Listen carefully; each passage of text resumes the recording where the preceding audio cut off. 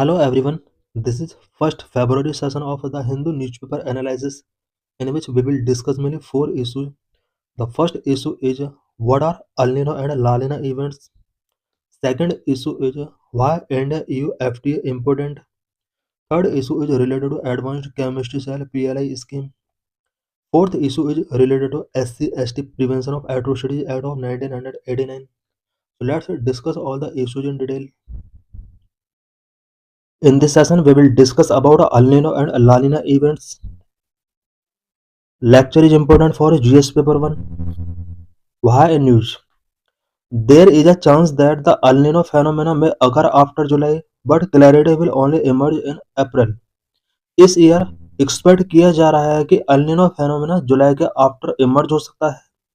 N El Nino is central equatorial Pacific heating on average at least half a degree warmer than the average for 5 consecutive overlapping 3-month period. El Nino central equatorial Pacific ocean का heating है. It means 5 consecutive overlapping 3-month period के average से half degree Celsius जब central equatorial Pacific ocean का temperature increase हो जाता है. This is known as El Nino. El Nino years lead to less rainfall over India. El Nino year में India के अंदर रेनफॉल लेस होता है. El Nino and La Nina are cyclical phenomena. The El Nino is the converse of La Nina, a half degree cooling. El Nino and La Nina cyclical phenomena है. El Nino La Nina का converse है. La Nina के अंदर temperature half degree तक cool हो सकता है. The last global El Nino was during 2023, a year last that saw rainfall below normal level in India. Last time El Nino year 2023 रहा है. इस ईयर इंडिया में रेनफॉल नॉर्मल से भी बिलो रहा था. What are El Nino and La Nina? Complex weather pattern. La Nina and El Nino are complex weather patterns resulting from variation in the ocean temperature in equatorial Pacific region. La Nina and El Nino complex weather pattern है जो कि equatorial Pacific region के ocean temperature में variation की वजह से emerge होता है. El Nino and La Nina episodes typically last 9 to 12 months, but some prolonged events may last for years. El Nino and La Nina episode typically 9 to 12 month तक continue रहते हैं, but कुछ event कुछ case में ये more than 1 year तक भी prolong हो सकते हैं. ऐसे इवेंट भी शो हुए हैं. Opposite phases of ENSO. They are opposite phases of El Nino Southern Oscillation ENSO cycle. El Nino and La Nina ENSO El Nino Southern Oscillation के opposite phases हैं. What is ENSO cycle? ENSO cycle describe the fluctuations in the temperature between the atmosphere and ocean in the East Central Equatorial Pacific. ENSO east central equatorial Pacific reason में atmosphere and ocean के temperature के fluctuations को major करता है. It means central equatorial Pacific ocean के अंदर atmosphere and ocean के between temperature में जो डिफरेंस होता है ENSO साइकिल उसको डिस्क्राइब करता है. El Nino is a climate pattern that caused due to unusual warming of surface water in the eastern tropical Pacific Ocean. El Nino and La Nina का यहाँ पर हम सेपरेटली डिस्कस करेंगे. El Nino एक climate pattern है जो कि eastern tropical Pacific ocean के सरफेस वाटर में अनयूजुअल वार्मिंग की वजह से कॉज होता है. It is the warm phase of ENSO. El Nino ENSO का वार्म फेज होता है. It occurs more frequently than La Nina. La Nina का कंपेयर में El Nino मोर फ्रिक्वेंटली आता है. इट मीन्स ये जो इसकी फ्रीक्वेंसी है वो La Nina का कंपेयर में बहुत ज़्यादा है. La Nina is a pattern that caused due to unusual cooling of the tropical eastern Pacific. Tropical eastern Pacific ocean के अंदर अनयूजुअल कूलिंग की वजह से एक पैटर्न जनरेट होता है. This is known as La Nina. It is a cool phase of ENSO. La Nina ENSO का cool phase है. La Nina event may last between 1 to 3 years, unlike El Nino, which usually lasts no more than 1 year. La Nina event का जो time period होता है वो 1 to 3 years तक हो सकता है, जबकि El Nino का जो टाइम पीरियड होता है वो 1 year से ज़्यादा नहीं होता है. Both phenomena tend to peak during the northern hemisphere winter. Northern hemisphere में जब विंटर होता है उस टाइम पर ये दोनों फेनोमेना पीक पर होते हैं। Impact on rainfall pattern, El Nino and La Nina events का रेनफॉल पैटर्न पर क्या इम्पैक्ट पड़ता है? During La Nina years India receive normal और above normal rainfall during the monsoon season. La Nina years में इंडिया के अंदर मानसून सीजन में नॉर्मल और अबव नॉर्मल रेनफॉल होता है, but cause drought in Africa and intensified hurricanes over the Atlantic ocean. La Nina year में जहां एक तरफ इंडिया में अबव नॉर्मल रेनफॉल होता है, वहीं अफ्रीका के अंदर ड्रॉट आते हैं एंड अटलांटिक ओशन में हरिकेन्स इंटेंसिफाई होते हैं। Conversely, El Nino brings extreme summers and drought in India while increasing rainfall in the southern US. El Nino time period के दौरान इंडिया में extreme summers and drought show होते हैं, जबकि southern US के अंदर रेनफॉल बहुत ज्यादा इंक्रीज होती है। How this phenomena discovered, El Nino and La Nina events किस तरह से डिस्कवर किए गए पूरे वर्ल्ड में? El Nino was first recognized by Peruvian fishermen off the coast of Peru as unusual warm water. El Nino को पहली बार Peru coast पर पेरुवियन फिशरमैन के द्वारा रिकॉग्नाइज किया गया। उन्होंने यहाँ पर अनयूजुअली वार्म वाटर यहाँ पर फेस किया। The Spanish immigrants called it El Nino, which means the little boy in Spanish. Spain Peru में आने वाले स्पेनिश इमिग्रेंट्स ने अनयूजुअली वार्म वाटर को El Nino नेम गिवन किया। स्पेनिश में इस वर्ड का मीनिंग लिटिल बॉय होता है। La Nina, which means the little girl in Spanish. It is also something called alviso, anti-El Nino और simply a cold event. La Nina का meaning होता है द लिटिल गर्ल। ये Spanish language में इसका meaning है। La Nina इवेंट को alviso, anti-El Nino और सिंपली अ कोल्ड इवेंट का नाम से भी जाना जाता है। La Nina and El Nino events in recent years. Recent years में La Nina and El Nino events कब कब रहे हैं? Now pattern of temperature changing, that is why La Nina and El Nino forecast keep confusion. Because पूरे world में global temperature pattern change हो रहा है, यही वजह है कि La Nina and El Nino forecasting अब कंफ्यूज करने लगा है। The decade began with three consecutive La Nina events 2020, 21, 22, a rare occurrence known as triple dip La Nina. इस डिकेड का जो स्टार्टिंग रहा है इट मींस 2020, 21, 22, इन तीनों year continue La Nina events हमने फेस किए। और इस तरह का इवेंट अगर होता है then it is known as triple dip La Nina. An El Nino event was seen in 2023। 2022 के बाद 2023 में La Nina El Nino event face किया गया। हाउ क्लाइमेट चेंज में एफर्ट बहुत La Nina and El Nino event, climate change किस तरह से La Nina and El Nino event को अफेक्ट कर सकता है? क्लाइमेट चेंज में increase the frequency and intensity of both La Nina and El Nino event as rising sea and land temperature disturb the Pacific balance. Climate change El Nino and La Nina event की frequency and intensity को increase कर सकता है because C level rise हो रहा है, सी and land temperature rise हो रहा है, जिसकी वजह से पैसिफिक बैलेंस भी डिस्टर्ब हो रहा है। This could also amplify extreme La Nina events which generally lead to harsh winters in India. इसकी वजह से ला नीना इवेंट्स एक्सट्रीम हो सकते हैं, जिसकी वजह से विंटर्स इंडिया में बहुत ज़्यादा हार्श होने लगते हैं। How 2024 was different with respect to La Nina. ला नीना के रिस्पेक्ट में 2024 ईयर किस तरह से डिफरेंट रहा?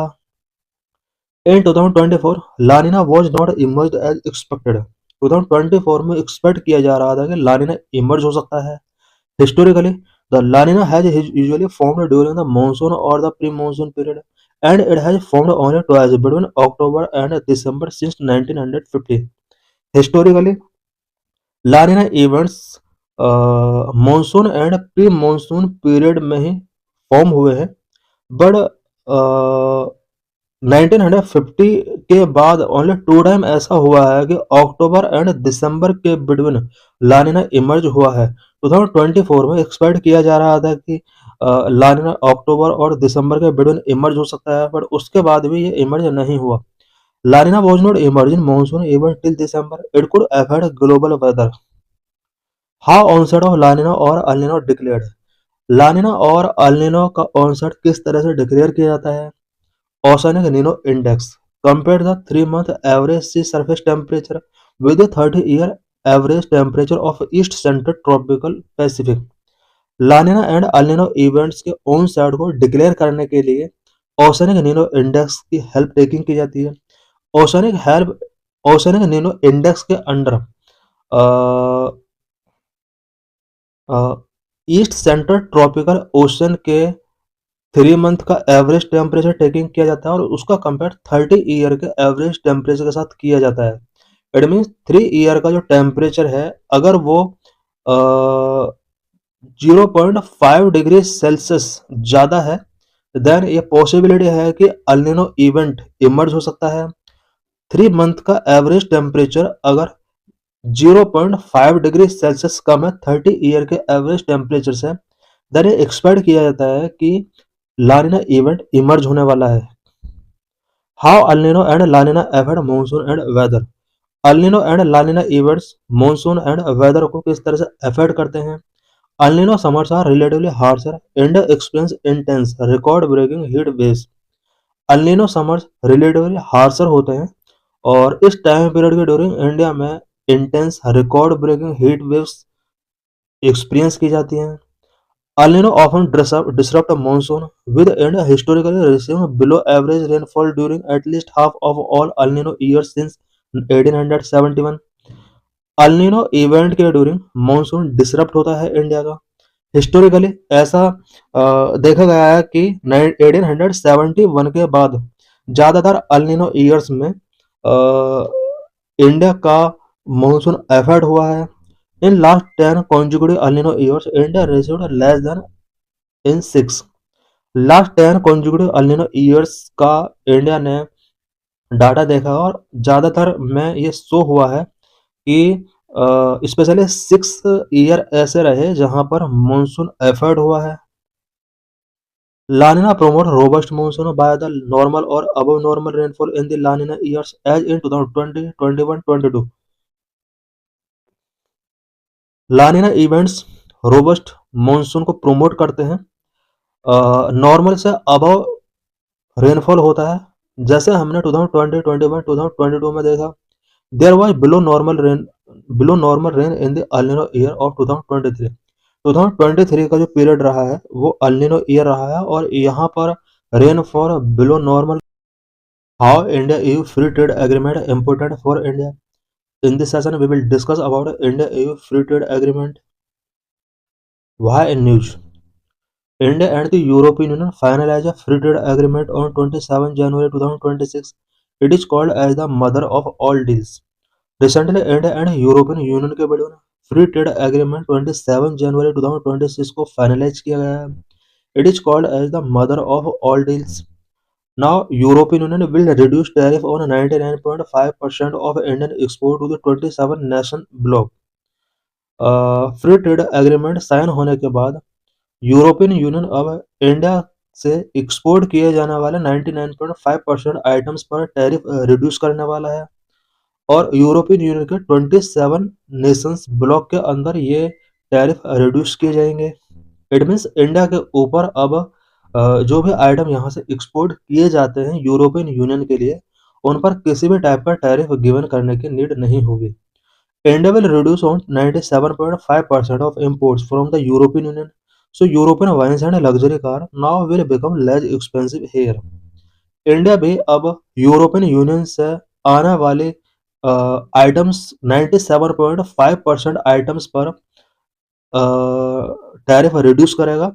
स्पेशली यूरोपियन कंट्री से आने वाले European wine and luxury cars पर इंडिया अब टैरिफ रिड्यूस करेगा, जिसका इम्पैक्ट यहाँ पर एक्सपेंसिव चीज़ों पर अब लेज प्राइस हो सकता है इनका।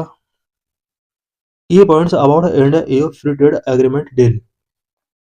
India-EU Free Trade Agreement deal talks were first launched in 2007, following several hiccups and pauses. They were resumed in 2022. Now this is India's largest ever FTA. India and EU के between free trade agreement talk 2007 से ही चल रहे हैं। Middle में hiccups and possess आया, but 2022 में इन सभी talk को अगेन रिज्यूम किया गया। Now India and European Union के बिटवीन जो फ्री ट्रेड एग्रीमेंट साइन हुआ है, ये इंडिया का लार्जेस्ट फ्री ट्रेड एग्रीमेंट है। Significance of FTA deal. अभी जो ये डील हुआ है, एफटीए साइन किया गया है, इसका क्या सिग्निफिकेंस है? Number one, facilitated access to the European market for our farmers and small industries. इस डील के बाद Indian farmers and small industries का यूरोपियन मार्केट में एक्सेस इजी हो जाएगा। Number two, create new opportunities in manufacturing. Manufacturing sector के लिए new opportunities इसके थ्रू क्रिएट हो रही हैं। Number three, strengthen cooperation in our service sector. Service sector में कोऑपरेशन को स्ट्रेंथन किया जा सकता है। Number four, partnership would strengthen stability at time of global turmoil. Global turmoil का ये एरा है, और इस एरा के ड्यूरिंग इंडिया अपनी स्टेबिलिटी को ईयू के साथ मिलकर स्ट्रेंथन कर सकता है। Number five, India export item to EU will see duties elimination entirely. India जो भी आइटम्स यूरोपियन यूनियन के लिए एक्सपोर्ट करता है, एंटायरली उन आइटम्स के ऊपर अब ड्यूटीज एलिमिनेट हो जाएंगी। मैरिन प्रोडक्ट पर लगभग 26% का अभी यूरोपियन यूनियन में इंडिया के एक्सपोर्ट का ड्यूटी लगता है, बट अब ये ड्यूटी रिड्यूस हो जाएगी। यहाँ पर बहुत सारे आइटम्स गिवन है जिन पर प्रेजेंट में कितना टैरिफ लगता है, अब वो टैरिफ यहाँ पर जीरो हो जाएगा। केमिकल्स पर 12.8% प्रेजेंट में टैरिफ लगता है, बट ये भी अब एलिमिनेट हो जाएगा। Plastic and rubber items 6.5%, leather footwear 17%, textile and April 12%, base metals 10%, James and jewellery 4%, furniture and allied consumer goods 10.5%, toys and sports good 4.7%। ये सभी टैरिफ इस एफटीए डील के बाद एलिमिनेट हो जाएंगे। How has the relationship between India and the EU evolved over the year? Over the year India and European Union के between relationship कैसे evolve हुए? India and the European Union have a long and multifaceted relationship. EU is India's third largest trading partner. European Union India का third largest trading partner है। Major events of evolution of the relationship. Number, अर्ली 1990s, relation between both began to strengthen in the 1990s when India began its process of economic liberalization and the European Union began to expand its membership. India और European Union के between relationship 1990s के decade में strengthen होना शुरू होते हैं। ये एक ऐसा डिकेड था जहां इंडिया में इकोनॉमिक लिबरलाइजेशन प्रोसेस स्टार्ट हुआ, वहीं यूरोपियन यूनियन अपने मेंबरशिप को एक्सपेंड कर रहा था। Number of corporation agreement 1994। In 1994, both established a cooperation agreement which served as the basis for their strategic partnership. 1994 में इंडिया एंड यूरोपियन यूनियन के between corporation agreement establish किया गया। ये कॉपरेशन एग्रीमेंट आने वाले स्ट्रेटेजिक पार्टनरशिप के लिए base बनता है। Number three, first India EU summit 2000। The first India EU summit held in 2000 marked a watershed in the evolution of the relationship. India and European Union के between first summit 2000 में conduct किया जाता है, और यहाँ से दोनों के बिटवीन रिलेशनशिप में एक एवोल्यूशन आता है। Number four, joint action plan 2005। In 2005 the European Union and India sign a joint action plan which further strengthened their cooperation in areas including trade, investment, education and research. 2005 में India and European Union के between joint action plan sign किया जाता है, जिसके through trade, investment, education and research में दोनों के between cooperation को स्ट्रेंथ किया जाता है। Number 5, renewed dialogue between India and the European Union in 2017. In 2017, both launched a new dialogue on foreign policy, defense, and security, which has helped to further deepen their cooperation. 2017 में दोनों countries के between dialogue को renew किया जाता है and foreign policy, defence, security के sector में यहाँ पर डायलॉग को रिलॉन्च किया जाता है, जिसकी वजह से दोनों के बिटवीन कोऑपरेशन डीपन होते हैं। Number 6, present time. In recent years, India and European Union have also worked together on issues related to international peace and security, climate change and sustainable development. Recent years में India and European Union ने कुछ important international issues such as international peace and security, climate change and sustainable development से related issues पर एक दूसरे को cooperate किया है। What are the areas of cooperation between India and European Union? India and European Union के between cooperation के areas क्या क्या हैं? Number 1, economic cooperation. Number 2, political cooperation. Number 3, security cooperation. Number 4, research and innovation cooperation. Number 5, cultural and educational exchange. Number 6, multilateral cooperation. Number 1, economic cooperation. Economic cooperation के under हम trade, investment and infrastructure development के बारे में कुछ points discuss करेंगे। Trade, the European Union is India's third largest trading partner with bilateral trade totaling over euro 88 billion in 2021. India is also the European Union's 10th largest trading partner. European Union India का third largest trading partner है, जबकि India European union का 10th largest trading partner है। दोनों के between 2021 में bilateral trade euro 88 billion तक रहा है। Investment, the European Union is also major source of investment for India. Indian multinational company Tata Group has a significant presence in European Union, especially in the countries of France and Italy. European Union India में investment का एक major source रहा है। वहीं India की multinational company Tata group का भी European Union में प्रेजेंस है, स्पेशली फ्रांस एंड इटली में टाटा ग्रुप का बहुत ज़्यादा प्रेजेंस है। Infrastructure development, the European Union has supported India's effort to modernize its infrastructure, including through the financing of projects in sectors such as energy and transport. European union ने India के infrastructure को modernise करने के लिए effort किए हैं, specially energy and transport sector में European union ने इंडिया को मैसिव फाइनेंस किया है। Number 2, political cooperation. Political cooperation के अंडर हम strategic partnership, development assistance, cooperation on terrorism, cyber security and climate change के बारे में पॉइंट्स को डिस्कस करेंगे।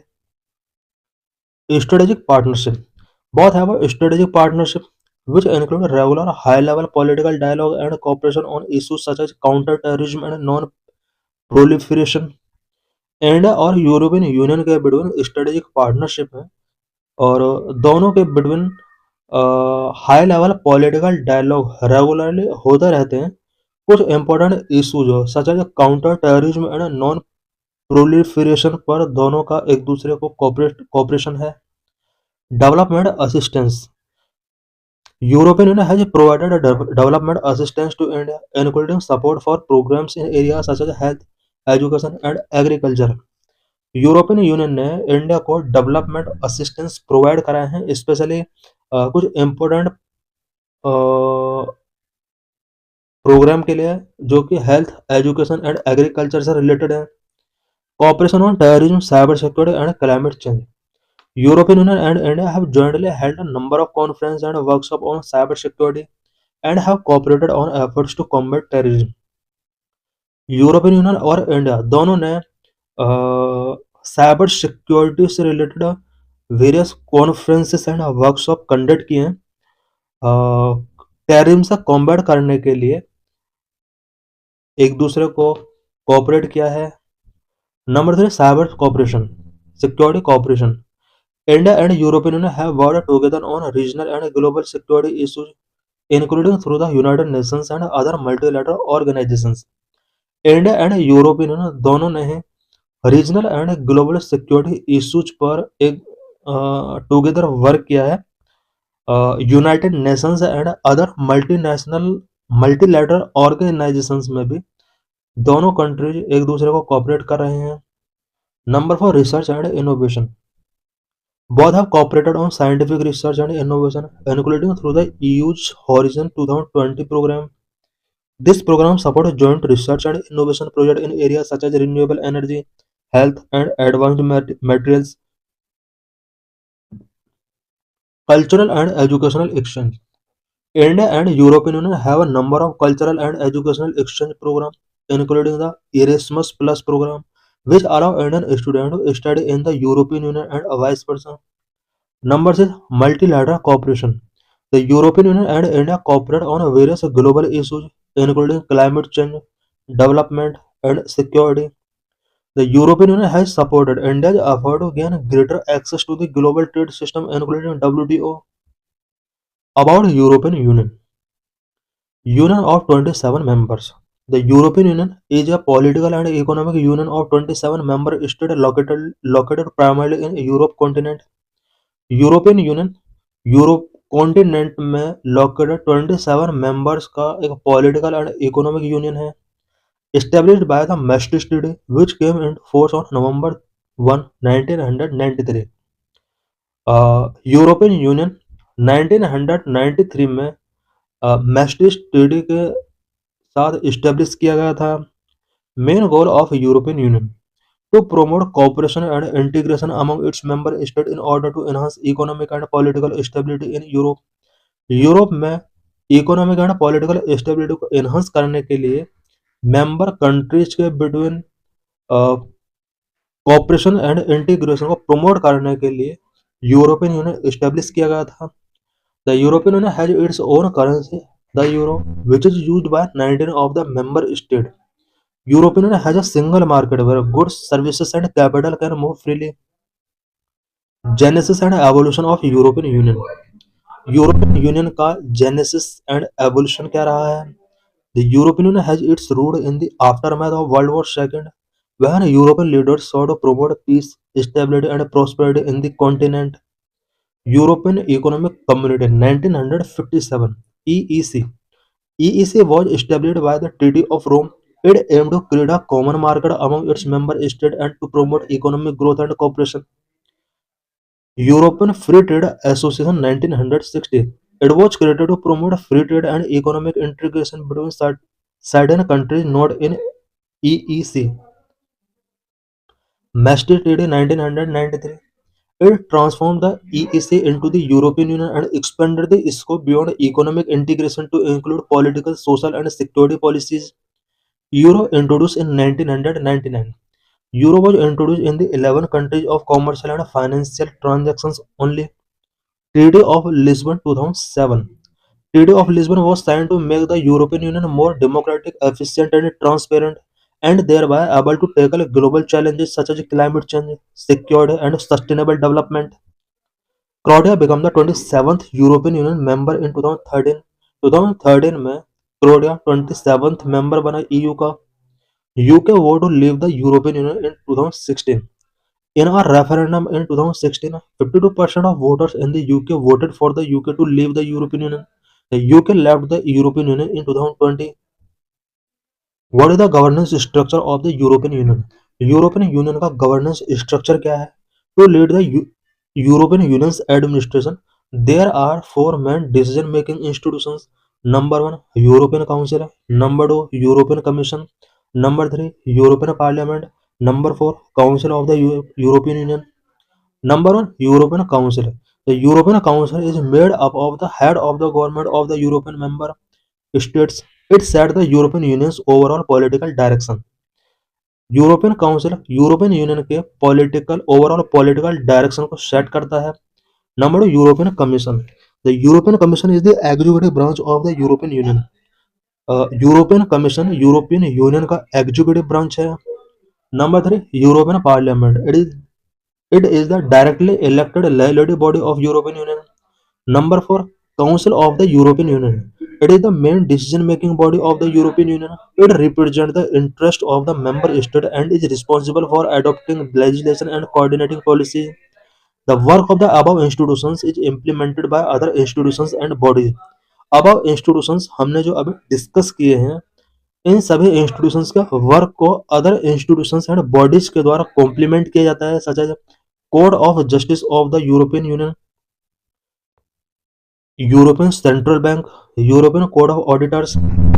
Number Code of Justice of the European Union. It is the supreme code of European Union. It ensures that European Union law is interpreted and applied in the consistent manner across all member states. Number two, European Central Bank, responsible for keeping prices stable in the euro area and its monetary and exchange rate policy.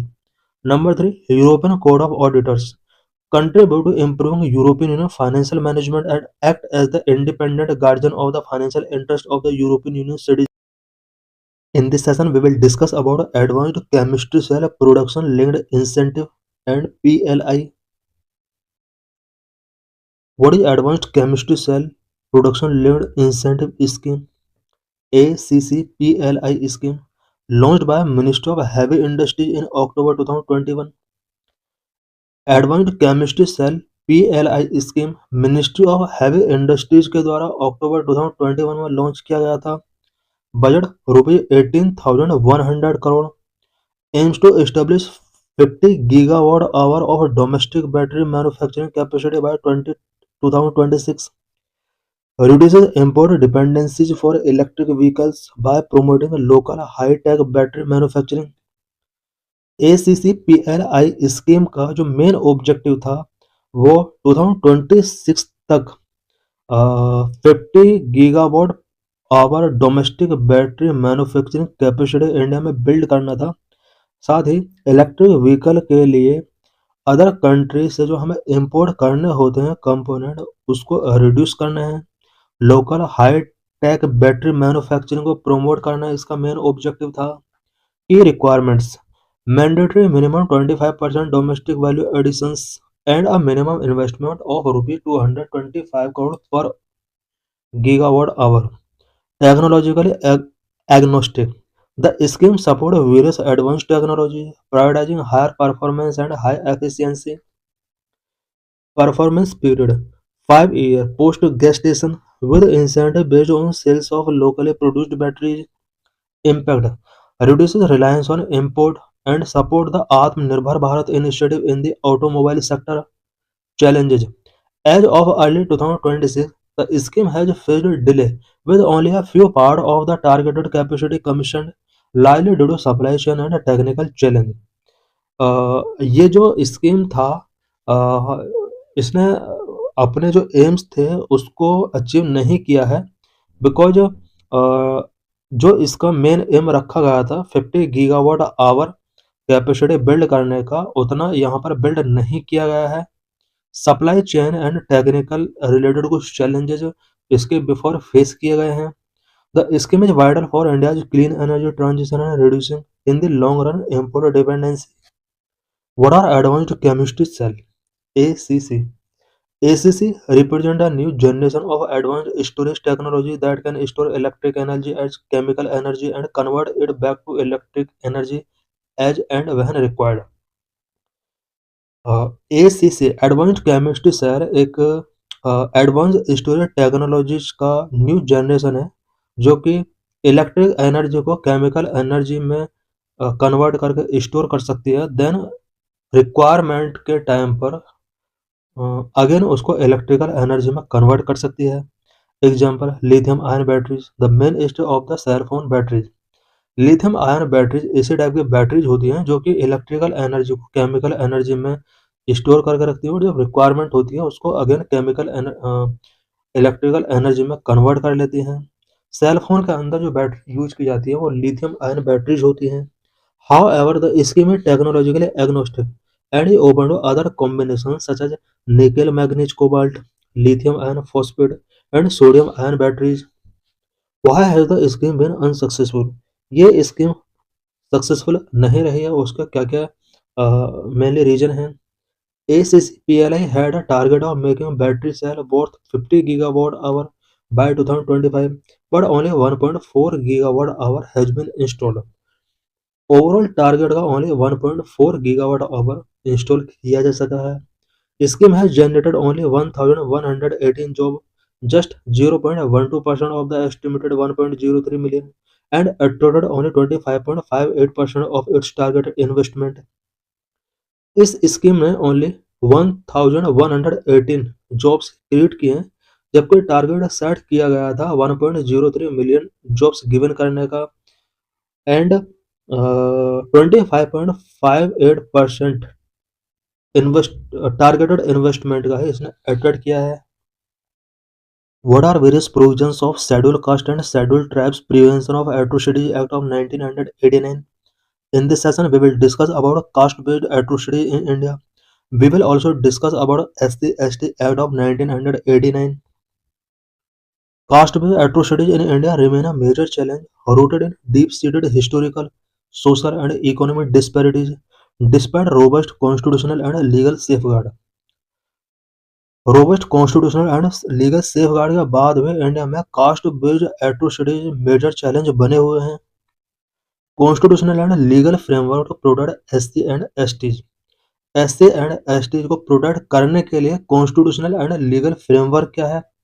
Fundamental rights, article 14 equality before law, article 15 prohibition of discrimination on ground of religion, race, caste, sex और place of birth, article 16 equality of opportunity in public employment, article 17 abolition of untouchability in any form, DPSP, Article 46 direct the state to promote the educational and economic interest of the SC/STs। DPSP article 46 के अंदर state को direct किया गया है कि वो SC/ST people के educational and economic interest को प्रोमोट करे। The schedule caste and schedule tribes prevention of atrocity act 1989, this is the main legislation to prevent atrocities against SC and ST and provide for a special code for the trial of such offences। SC and STs को atrocities prevent करने के लिए schedule caste and schedule tribe prevention of atrocities act 1989 एक main legislation है, और इस act के अंदर ही इस तरह के ऑफेंस के ट्रायल के लिए स्पेशल कोड प्रोविजन की गए हैं। Protection of civil right act 1955, this act penalize the practice of untouchability.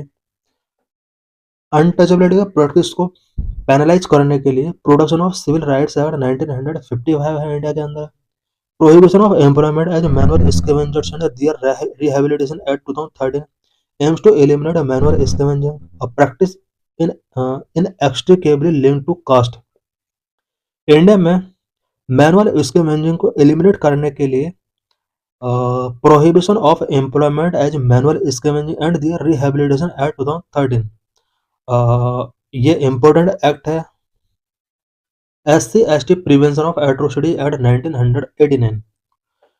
The SC/ST Prevention of Atrocity Act 1989 is a crucial Indian law aimed at preventing, punishing, and redressing violence, social discrimination, and humiliation against SC/ST community। India में SC/ST communities को humiliation से protect करने के लिए, social discrimination से protect करने के लिए, इनके अगेंस्ट होने वाले वायलेंस से इनको प्रिवेंट करने के लिए पनिशमेंट से related provision SC/ST prevention of atrocity act 1989 के अंदर प्रोविजन किए गए हैं। Mandates, it mandates special code, extend punishment in camera trials and victim rehabilitation including legal aid and protection. इस एक्ट के अंदर स्पेशल कोड मैंडेट किए गए हैं, एक्सटेंड पनिशमेंट प्रोविजन किया गया है, इन कैमरा ट्रायल मैंडेटरी किए गए हैं, विक्टिम रिहैबिलिटेशन इसके अंदर प्रोविजन किए गए हैं including legal aid and protection. Objective to curb atrocities and protect the dignity of SC and ST, supplementing the Protection of Civil Rights Act 1955। ऐसे STs की डिग्निटी को प्रोटेक्ट करने के लिए एंड इनके अगेंस्ट होने वाले एट्रोसिटीज को कर्ब करने के लिए इंडिया में SC/ST prevention of atrocity act 1989 launch किया गया। साथ ही protection of civil right act 1955 को ये एक्ट सप्लीमेंट करता है। Definition of offenders, apply only to persons who are not member of SC/ST and commit offenses against them.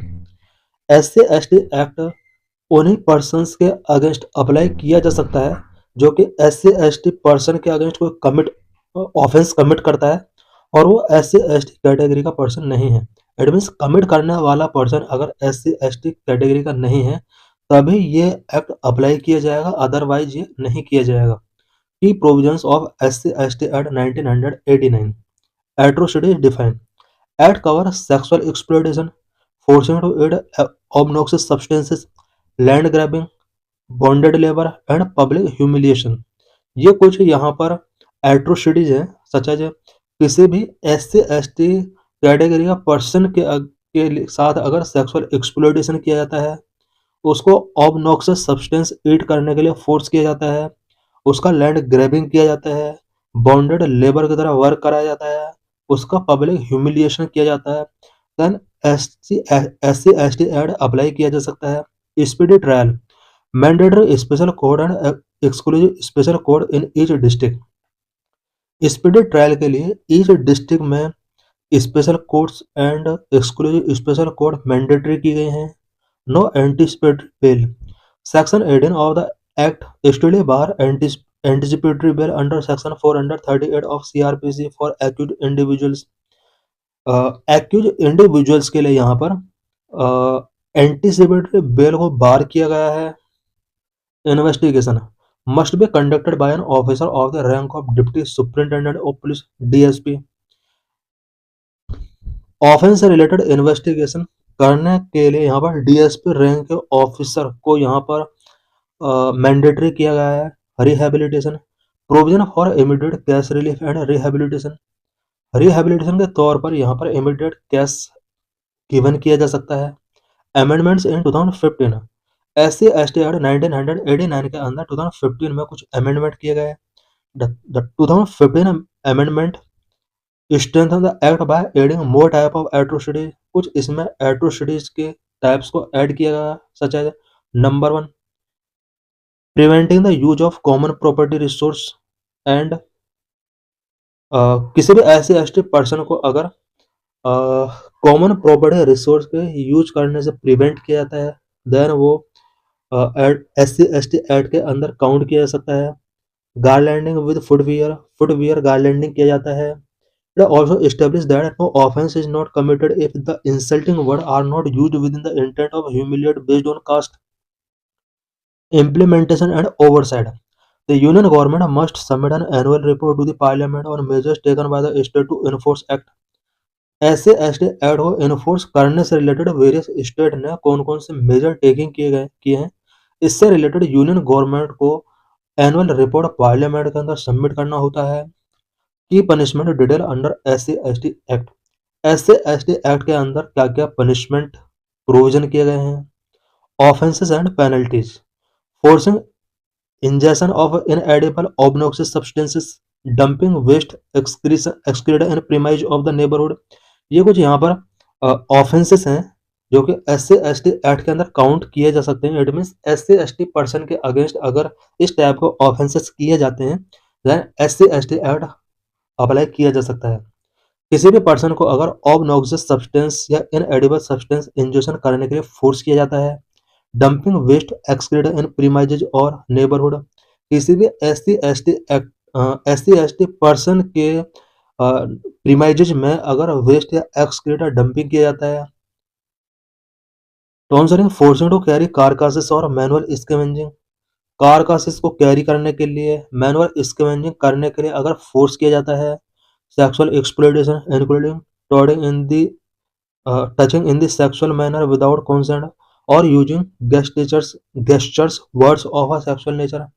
गारलैंडिंग with footwear, forcing to leave home और village. SC/ST people को अगर home और village को left करने के लिए फोर्स किया जाता है। Abusing by caste name in public, caste name से अगर एब्यूजिंग किया जाता है पब्लिक में। Minimum and maximum sentence, minimum of 6 month imprisonment extending to 5 years or more up to life imprisonment और death penalty for specific heinous crime. SC/ST people के against इस तरह के क्राइम अगर किए जाते हैं देन पर्सन को 6 month से 5 ईयर तक का इम्प्रिजनमेंट हो सकता है। साथ ही हीनस क्राइम के केस में डेथ पेनल्टी तक का भी प्रोविजन किया गया है। Public servant neglect section 4 non SC/ST public servant who willfully neglect duties under the act face imprisonment up to 6 month. इस एक्ट के अंदर ये भी प्रोविजन किया गया है कि कोई अगर नॉन SC/ST पब्लिक सर्वेंट है और वो SC/ST के रिस्पेक्ट में विलफुल्ली अपनी ड्यूटीज को परफॉर्म नहीं करता है, इट मीन्स वो अपनी ड्यूटी को नेग्लेक्ट करता है या फिर वो किसी केस से रिलेटेड सही तरीके से एक्ट नहीं करता है जो कि SC/ST पीपल के वेलफेयर में है, देन उस पर्सन को भी 6 मंथ तक की यहाँ पर इम्प्रिजनमेंट हो सकती है। Causes of caste based atrocity in India. India में कास्ट बेस्ड एट्रोसिटीज के क्या क्या कॉजेज हैं? Number 1 deep rooted caste hierarchy, number 2 feudal power dynamics, number 3 economic marginalization, number 4 political factors, number 5 assertion of rights. Deep rooted caste hierarchy. The traditional caste system perpetuated notions of superiority and inferiority, normalizing discriminatory attitudes and violence. Number 2, feudal power dynamics. In rural areas, dominant land-owning caste often maintain power over landless Dalits, leading to conflict when Dalits assert their rights. Number 3, economic marginalization. Limited access to education, employment, and resources make marginalized communities vulnerable to exploitation. Number 4, political factors. Political factors uh, sometimes exploit caste identities for electoral gain, which exacerbating tensions. Number 5, assertion of rights. Rising awareness and political assertion among Dalits Adivasis often lead to a violent backlash from dominant communities. Consequences of caste-based atrocities.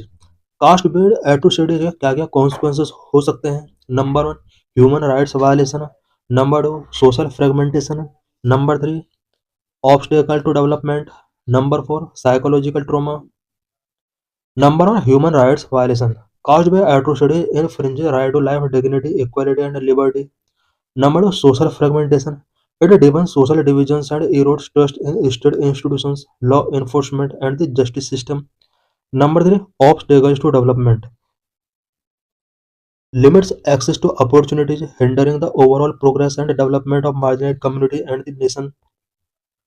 Number 4 psychological trauma. Victims often suffer from social exclusion, low self-esteem, and mental health issues. The National Commission for SC, ST, and OBC. The National Commission for SC, the National Commission for SC, NCSA, and National Commission for Scheduled Tribe (NCST) are constitutional bodies established under Article 338 and Article 338 of Constitution respectively. India में national commission for SC and national commission for ST ये constitutional bodies हैं और article 338 and article 338 के 8A के according ये establish किए गए हैं। National commission for backward classes, it means NCBC is a statutory body under NCBC Act of 1993। NCBC एक स्टेचुटरी बॉडी है जो कि NCBC Act 1993 के अकॉर्डिंग एस्टेब्लिश किया गया है। The national commission for SC, ST and OBC are responsible for safeguarding the rights, monitoring welfare measures and promoting the socio-economic development of these communities. This commission function with the power of a civil court to investigate complaints. These commissions submit report to the parliament or governor and advise the government on matters affecting these communities. Latest NCRB 2025 data on caste based atrocities. India में होने वाली caste based atrocities से related NCRB का 2025 का क्या data है? Cases against SC, there were 57,789 cases registered for crimes against SCs in 2023, a slight increase of 0.4% over the 57,582 cases reported in 2022।